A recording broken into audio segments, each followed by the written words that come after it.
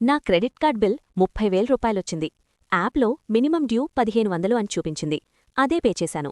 Next month statement చూశాక interest బాగా add అయిందని అర్థమైంది. బిల్ ఆల్మోస్ట్ 30,000 రూపాయల దగ్గరే ఉంది. మళ్లీ మినిమం డ్యూ పే చేశాను. 3 మంత్స్లో ఇంట్రెస్ట్ మాత్రమే అరౌండ్ 4,200 రూపీస్ పోయింది. బిల్ మాత్రం తగ్గలేదు. అప్పుడు క్లియర్గా అర్థమైంది, మినిమం డ్యూ రిలీఫ్ మాత్రమే, సొల్యూషన్ కాదు అని. అందుకే నేను చేంజ్ చేసిన పనేంటంటే, ఒక రూపే క్రెడిట్ కార్డ్కి అప్లై చేశాను.